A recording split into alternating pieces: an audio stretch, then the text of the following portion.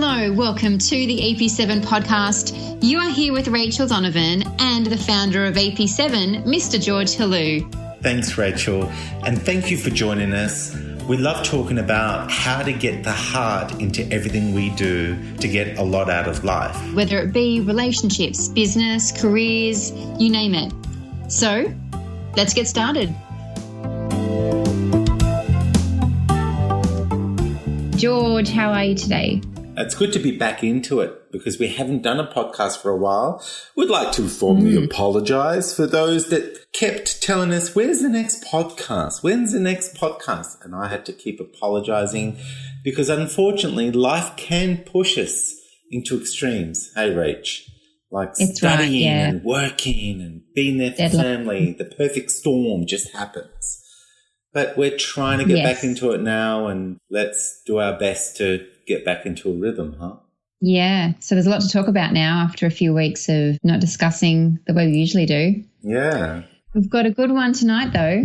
George was already on a roll just talking about it before we hit record and had to put on the brakes before we lost too many more of his thoughts. Yeah. So speaking about things getting away from us and being bombarded, that's sort of the topic for today, which is the way life is today with so many influences, and anywhere you look, it's showing you what life should be like, what people are thinking.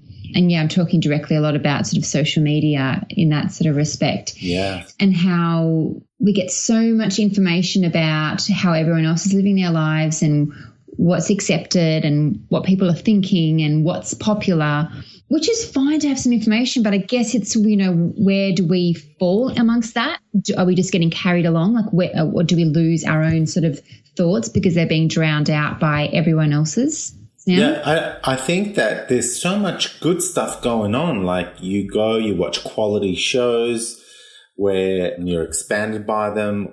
I kind of like Netflix, right? But there is a tendency to lose yourself amongst news feeds in Facebook, Instagram, and then into Netflix and Stan or whatever other shows and TV. Like everybody's telling you how life is in their own way, whether it be companies, corporations or individuals or media. Everybody keeps telling you how life is. And part of it is very helpful. It's good to know and get that knowledge of what's going on and what is, so that you can be informed, right? It's all good. But in a world that innovates so quick and things that we never thought were possible now are, and we're starting to have it, it's like we're struggling to catch up, right? With how many things are changing.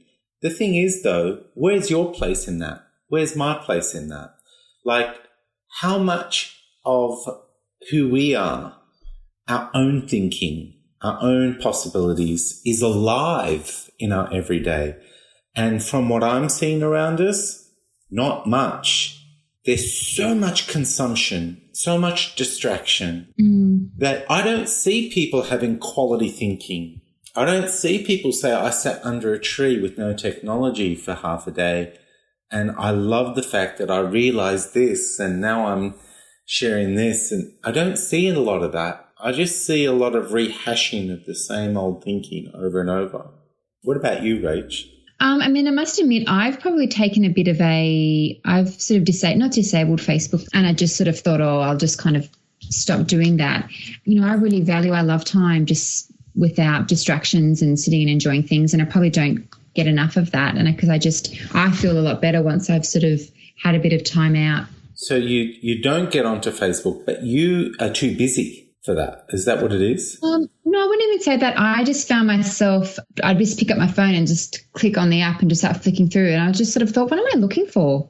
What am I looking for? So I just kind of just wanted to sort of disengage a little bit from just that mindless action of just picking up my phone and hitting the app. Like I'd trained myself to just go like look for that and just click onto it. And I wasn't looking for anything. Well, Rachel, I'm not finding what I'm looking for. Like I have this empty feeling now as I flick through the newsfeed where I don't even know what I'm looking for because I'm not finding something that triggers me. And I don't know whether that whole Facebook algorithm that only shows you what you're interested in The problem is there's no more stimulation because you're just seeing the same kind of thing over and over, which means it's a pretty dumb thing to be doing, not allowing people to come across things that normally would challenge them, expand them, make them think differently. So I don't know where that's going to take us. So what do you think makes people think differently? To be honest, I think we're losing our ability to even know how to think differently. And the reason is that we're in a really nasty habit of emotionally leaning and being attached to what everybody else thinks is reality and how life is. So because we're in that habit, the brain no longer entertains what can be. It's always what is. And how do you know you're in that habit? Because you don't have confidence in how you should do something. You're always looking for reassurance and you hold back and you watch others, and then you only seem to be doing things that you feel is appropriate, approved of, acceptable. Probably another sign of this, Rach, is probably you don't have many arguments. You don't do things that offend many people because you've already worked out what doesn't offend and you're walking that tightrope. And you know what that means? There are two extremes, right? There are people who believe, even in politics, you've got your Republicans or your Liberal, and then you've got your Labor Party, Democrat kind of thing, They, in their extremes, are quite vicious against each other, which means most people get spooked away from that confrontation because each one holds the other in contempt. Now, I don't know about you, but I don't want to be held in contempt by having an idea that I'm willing to express that I might be interested in. So, I think that a lot of people hold back a lot and don't give and don't shake it up a little with their own thinking because they're afraid of being rejected, condemned. Like one thing I was saying off air is that whenever someone thinks something through without the clutter of what is, so they're unburdened by all the rules in which, no, this is how it is, don't think of anything else. When they're unburdened by that, they can have incredible revelations that almost pop like an epiphany, right? Suddenly, they're passionate, they're so excited by a whole new world of how something apparently works. That's the opposite to what the entire world has been saying for so long. They stay on that dream because it's just so intoxicating and exciting, right? But for the rest of the world, they're mad. They're just mad, and people will ridicule them. And we're talking about Tesla and Albert Einstein. I mean, it's all well and good to look at them now with admiration. But back then, when these guys were in their prime of quality thinking and cutting the new path for us to follow to a better place, they were being ridiculed. And I don't think those guys back then had it as hard as we do today with the amount of distraction. They didn't have screens everywhere and mobile phones and notifications. So do you think it was easier, but it's just for them to stay focused then because they didn't have all these, their brain wasn't used to being distracted all the time? Yeah, but that doesn't explain what the rest of the people were doing. I don't know whether the TV was a major distraction or not. But what it tells me is that maybe back then you'd like to think that there was less clutter around, no, everything has to be this way. Everything has to be this way, But now it's all over the place. Yeah. And I worry about, yes, there's innovation, but how much of that innovation is more driven by profit for corporations rather than our precious environment and us as a human race being there for one another. And I know there's a big philosophical argument that can open up there, which is not a bad thing. It's a good debate, right? I think that if individuals were more innovative, innovation is not always about technology. Innovation is about thinking of something pure and simple, doing it differently, that suddenly makes something amazing and available for everyone just by doing it differently. It's almost like an elegance of design. Suddenly you need less resources and less time and something just works better. So it's like the purity, the simplicity of things. That's innovation, not necessarily technological things. You know what I mean? Mm. It's interesting what you say about clutter, like a way of describing it, and actually in terms of clutter of thoughts and clutter of, well, not even your own thoughts, it's everyone else's thoughts, isn't it? That seem to cloud. Yeah. Something that I was saying off air was we're so busy allowing everybody else to leave their mark on us. We've lost our ability to leave a mark on this world. We're too busy, branded with how to think, feel, and act, how to identify with what image will be accepted, that it's almost like we're just shaped nicely with the way society will, accept us.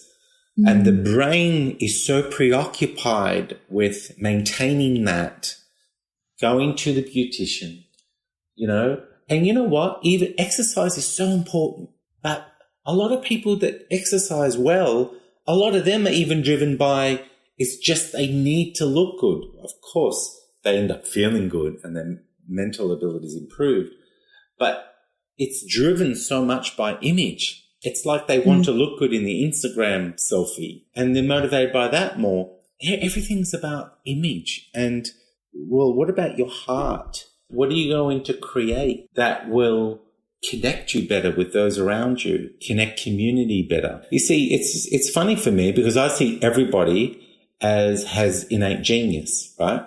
So what's it like seeing us like sheep asleep with inner genius that will probably lay dormant for the rest of our lives?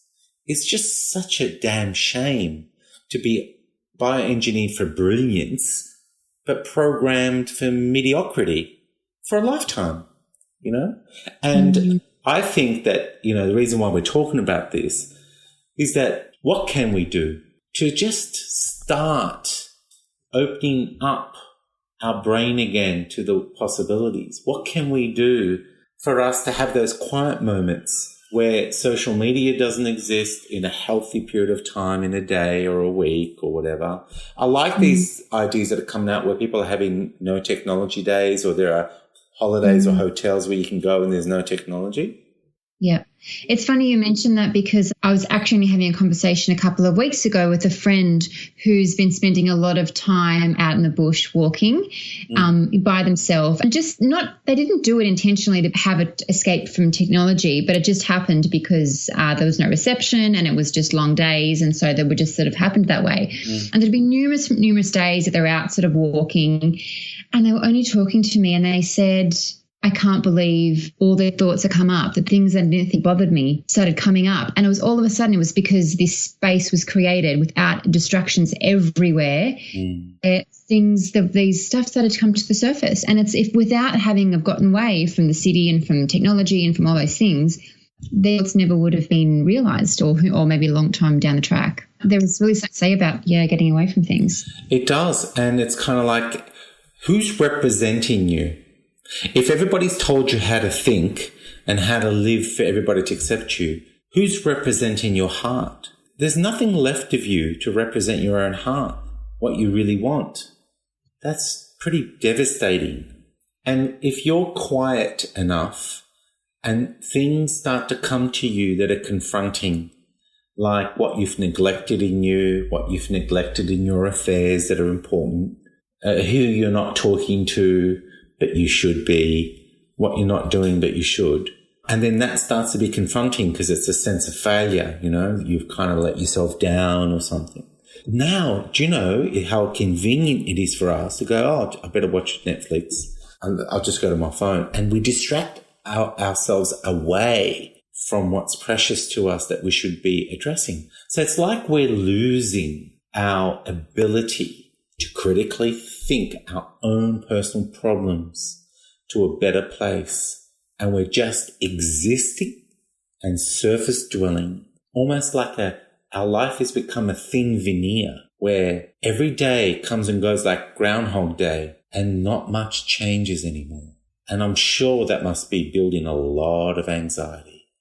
And it must create a lot of depression because these things catch up to us.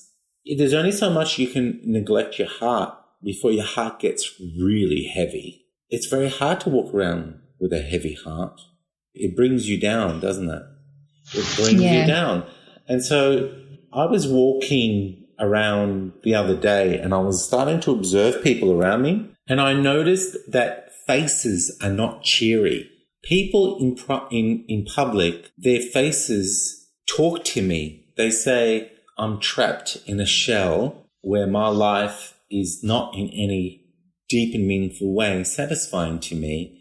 And I'm just caught in the habit of existing and coping. And I have nothing to smile about. And I'm too caught up in my overthinking to notice you in front of me right now and notice anyone. So while everyone's around in front of each other, it's almost, we don't even need the screen anymore to ignore each other. We're just caught up in our own drone-like existence. And this is not new, my observation. Everyone can attest to their own realizations of this. That, you know, someone said, here's some great idea.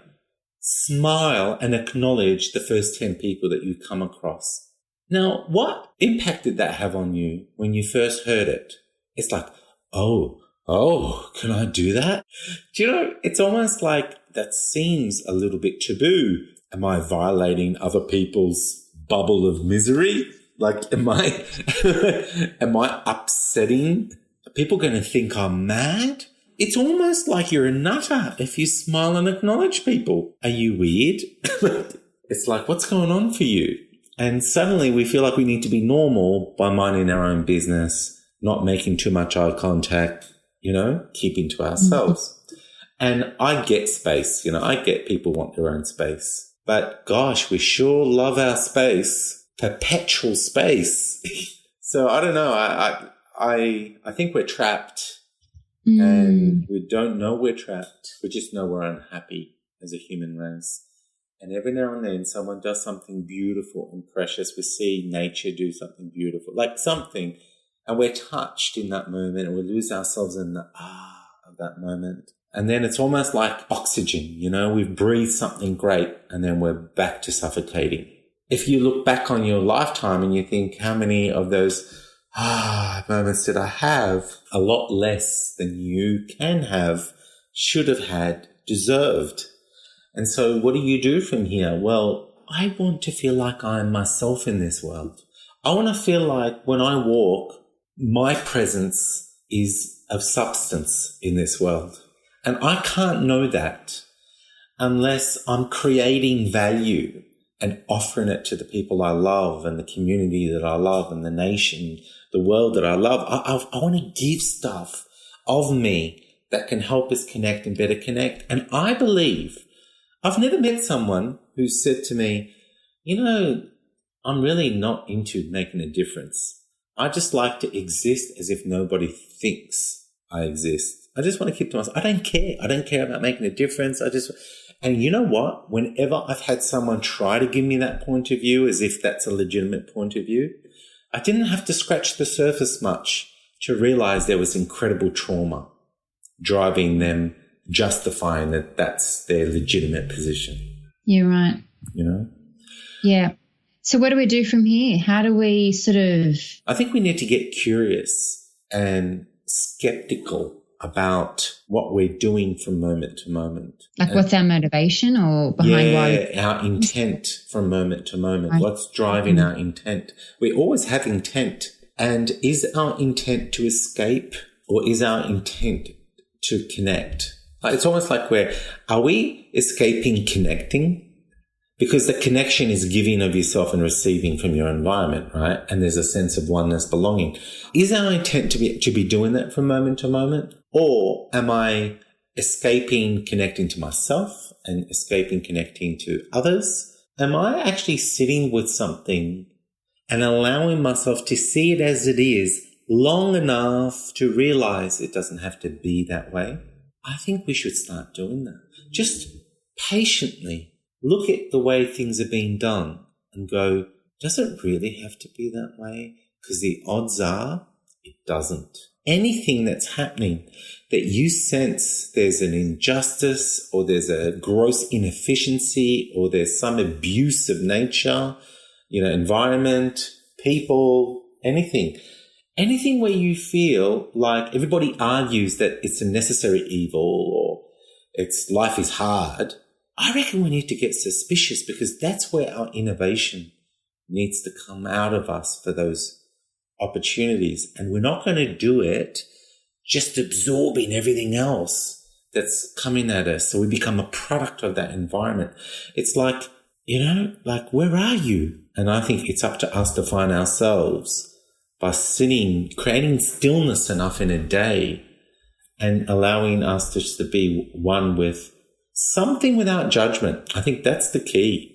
What do you mean, something without judgment? Well, if you're able to look at something without judgment long enough, you're able to have a healthy sense of detachment from the investment of it's not good, it is that way, but you're already emotionally hooked into it being that way. So if you stop judging it, it's almost like a release from it. If you could just look at it as a way of being, then your brain can kind of get into this kind of lofty, cruisy, trancy state where it will begin to open up to more things. But there's a journey in that. And to be honest, I've done a lot of exercises on this and I am quite creative and I do get excited about ideas and all that. Like my whole point is I'm passionate about others finding this in them. And I don't know how many people are so caught in not being in that space that it might need a little bit more thawing out. So I would definitely be patient. And if you're going to anchor in that's what you want, then don't try to accomplish that. Commit to making it inevitable and be willing to go through every single resistance point, every single confusing situation where you're stuck, and begin to detach and question everything. I think we need to question everything. Yeah. Anything that doesn't feel right, we should start questioning it because we're blindly accepting it. Mm-hmm. Would that be one clear thing to do? Just detach, watch without judgment, and start to... Yes, and be curious. Yeah, and be very curious that there's many ways and start questioning why it is that way and why it can't be another way. Yeah. And from there, maybe you enjoy conversations with others so that you're sparking each other's creativity, realizations that will put you into a passionate motion for something that is not normal and everybody thinks is going to call you mad. But if you're too passionate and you love an idea and you see how it fits in the world and how it's going to be of service, maybe that's the only mad we should want to be. Be that mad. Before the world drives you mad. Thanks, George. A lot to think about there, which is really great. And I think it's such an important thing to discuss, especially like you said, with the clutter of thoughts at the moment and how to really approach it. And because this is a sort of a new wave of consciousness for the way you sort of deal with things with all this new information and the way we are interacting. So it's this whole new sort of way of life that we're all sort of trying to work our way around. Yeah, and it's like we're just on that track and we're just going with it, but we're not realizing how much of it has shaped the way we think, and that's no longer keeping our imagination intact. So it's our responsibility to reclaim it.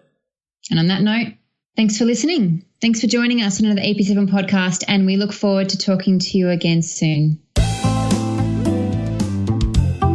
Thank you for joining us on another AP7 podcast.